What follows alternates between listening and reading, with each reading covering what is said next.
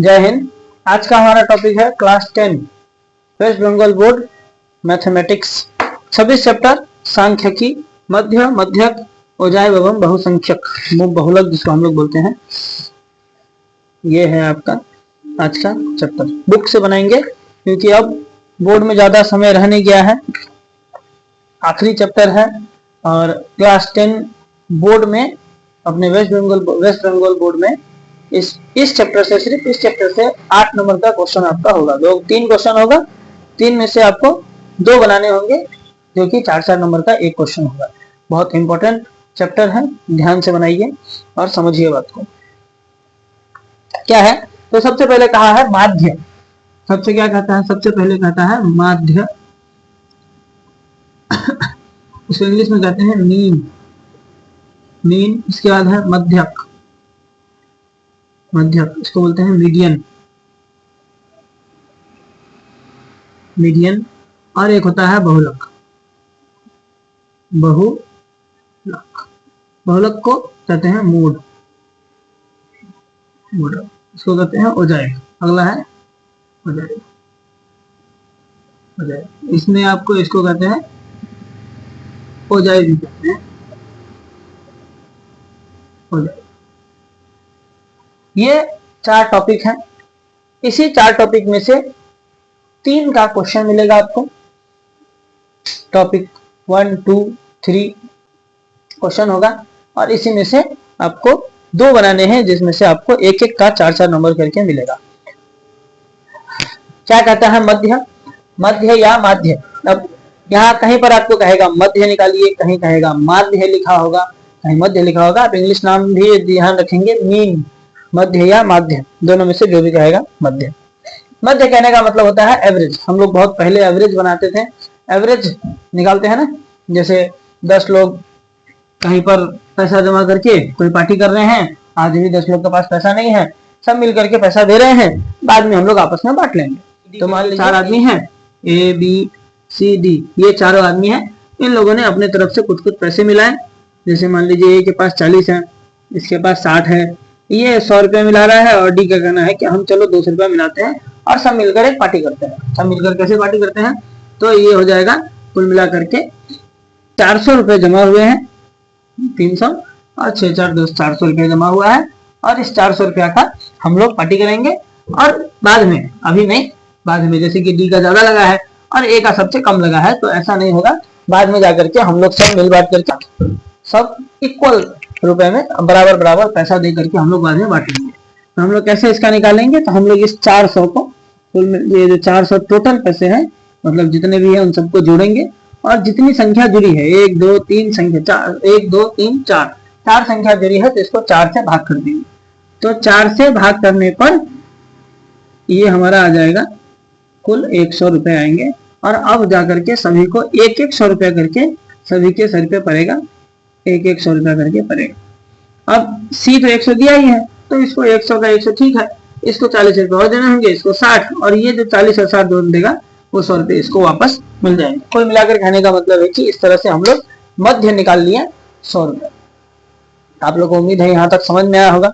ये मध्य का बेसिक जानकारी है, ये आपका ऐसा एग्जाम में क्वेश्चन नहीं होगा। हाँ होगा, समझने की एकदम नहीं होगा। जैसा कि हम बोले कि 8 नंबर का आपको 3 क्वेश्चन मिलेगा जिसमें से 2 बनाने हैं। लेकिन एमसीक्यू में कुछ क्वेश्चन आते हैं जो एक दे देगा, कोई बहुलक का दे देगा या फिर मध्य का दे देगा, माध्य का दे देगा, सॉरी मध्य एक ही होता है, मध्यक का दे देगा, मध्यक बहुलक, इन तीनों में से किसी एक का एमसीक्यू दे देगा। ऐसे ही कोई 2-4 डाटा दे देगा और उसमें से बोलेगा इसका मध्य बताइए, मध्यक बताइए या फिर बहुलक बताइए। तो वहां पर 1 नंबर का क्वेश्चन होगा, उसमें आपको ये तरीका जानने का बहुत अच्छा है, आप बहुत जल्दी आराम से इसका मध्यक या माध्य जान सकते हैं। इस तरह से हम लोग मध्यक देखते हैं। माध्य तो उम्मीद है समझ में आ गया होगा। सबको मिला करके जितनी संख्या आप जोड़ेंगे उतनी ही संख्या से उसको भाग कर देंगे, ये हो जाएगा मध्यक। मध्यक क्या होता है? मध्यक को हम लोग ऐसे जान सकते हैं, मध्यक कहने का मतलब है मध्य का मतलब होता है बीच का। मध्य मतलब बीच, तो बीच का मतलब 5 संख्या है तो तीसरा, जैसे लिखा हुआ है 2 3 4 5 6, तो 2 इधर से 2 इधर से, क्योंकि ये बढ़ते क्रम में ही है, ये बढ़ते क्रम में ही दिया हुआ है, इसलिए ये 4 हो जाएगा इसका मध्य। क्योंकि अगर ऐसे होता 6 2 5 4 और 3, तब फिर हम 5 को मत नहीं लगा सकते हैं, ऐसे नहीं लगा सकते हैं, फिर इसको हमको बढ़ते क्रम में सजाना होगा। बढ़ते क्रम में सजाएंगे 2 3 4 5 6, और तब ये चौथा जो है तीसरा संख्या यानी कि 4 जो है वो आपका मध्य हो जाएगा, मध्यक हो जाएगा, मीडियन हो जाएगा। उम्मीद है आप लोगों को समझ में आ रहा होगा बात। तो जो समझ में नहीं आ रहा होगा आप हमको बता सकते हैं, आपको जवाब दे दिया जाएगा। तो मध्य, मध्यक, बहुलक हो जाएगा। ओजाइस का क्वेश्चन जो है वो हम लोग धीरे धीरे स्टेप बाय स्टेप बनाते चलेंगे, फिलहाल आप समझते चलिए बस। ये हो गया पहले हम लोग मध्य, मध्य समझे, मध्यक समझे। बहुलक में कह रहा है, जैसे मान लीजिए कोई डेटा हुआ है 2 6 8 4 6 7 6 5 6 6 4, इस डेटा में बोला है इसका बहुलक बताइए। क्या बताएंगे इसका बहुलक कैसे होगा? तो इसका पहले बहुलक देखेंगे कि कितनी कौन कौन सी संख्याएं हैं और कितनी बार आई है। जैसे कि 2, इस पूरे में 2 सिर्फ एक बार आया है, हम लोग यहाँ लिख देते हैं 2 एक बार है। 6 कितनी बार आया है? 1 2 3 4 5, 6 आया है 5 बार। 8 भी एक ही बार है। 4 आया है 1 2, 2 बार आया है 4। 6 का तो हो गया, 4 का भी हो गया, 5 है एक बार, और 7 भी है एक बार।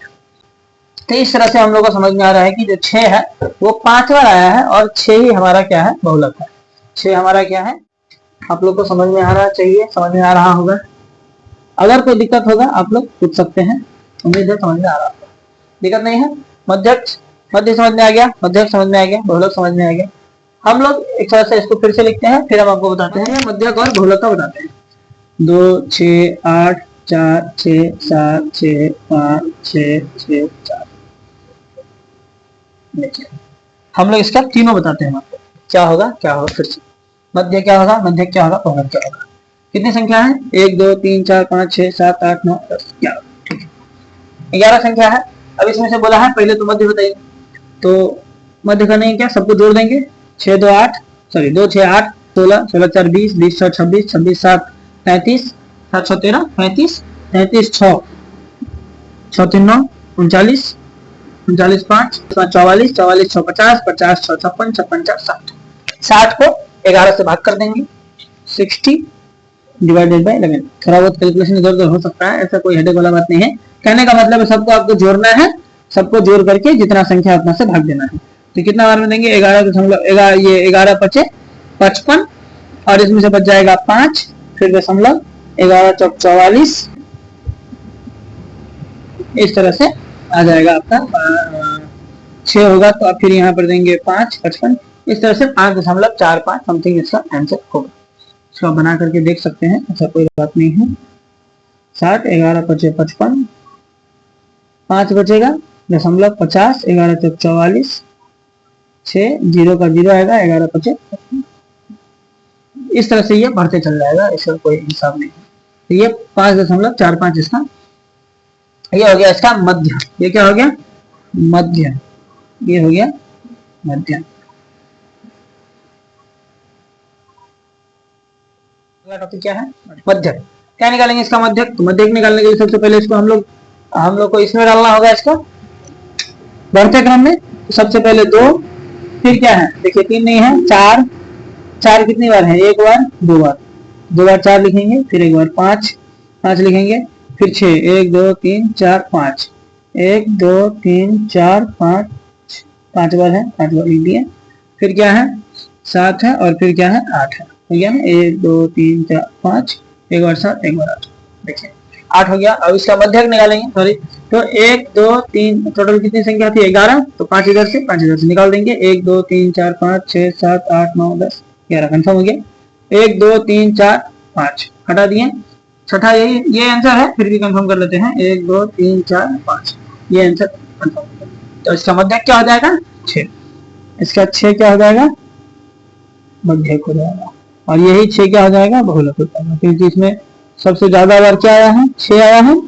देख रहे हैं आप लोग, 1 2 3 4 5 बार 6 आया है, इसलिए 6 क्या हो गया? इसका बहुलक हो गया। बहुत इजी क्वेश्चन है, कोई बहुत ये सब इसमें यहाँ तक तो आपको कोई दिक्कत ही नहीं होना चाहिए।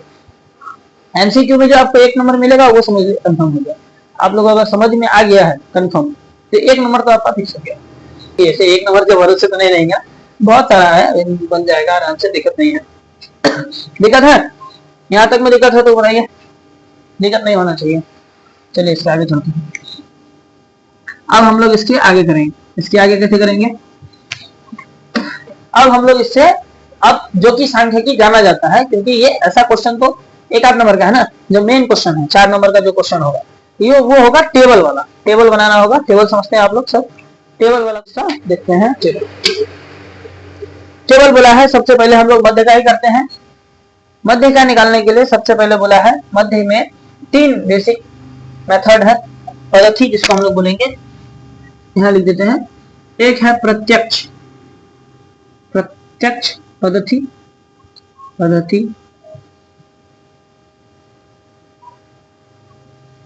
प्रत्यक्ष पद्धति और कल्पित माध्य। ये सब चक्कर में मत रहिएगा, ये सही और गलत के चक्कर में, ठीक है, सब अच्छा है, समझ में नहीं उतना कोई देखने का जरूरत नहीं है। कल्पित माध्य और क्रमांतर, इसको अंतर भी बोलते हैं, एक ही बात है, क्रमांतर। प्रत्यक्ष पद्धति, कल्पित माध्य और क्रमांतर, ये 3 पद्धति है। प्रत्यक्ष पद्धति का फॉर्मूला होता है, पहले फॉर्मूला लिख लीजिए, समेशन ऑफ, इसको बोलते हैं कैपिटल सिग्मा। ये कैपिटल सिग्मा का मार्क है, कैपिटल सिग्मा आप लोग इसको सिग्मा बोल सकते हैं, समेशन बोल सकते हैं, जोड़ बोल सकते हैं, जो मन में बोल सकते हैं, कैपिटल सिग्मा इसका। ये ग्रीक भाषा का शायद कोई शब्द है, ग्रीक भाषा या पता नहीं किसी भाषा, ग्रीक भाषा का शब्द है, बुक में आपका लिखा होगा, ग्रीक अक्षर का, हाँ सही, ग्रीक अक्षर का एक कोई मार्किंग है, इसको कैपिटल सिग्मा बोलते हैं। तो ये कैपिटल सिग्मा यानी कि ये समेशन कैपिटल सिग्मा या सिग्मा fi xi, प्रत्यक्ष पद्धति का फॉर्मूला ये, बटा में हो जाएगा फिर से सिग्मा fi। कल्पित माध्य का फॉर्मूला है सिग्मा fi di बटा सिग्मा fi, और यहाँ पर देंगे a plus sigma fi di बटा सिग्मा fi। क्या देंगे? a plus sigma fi di बटा सिग्मा fi, ये देंगे कल्पित माध्य का फॉर्मूला। ये कल्पित माध्य का फॉर्मूला है। और क्रमांतर का फॉर्मूला देंगे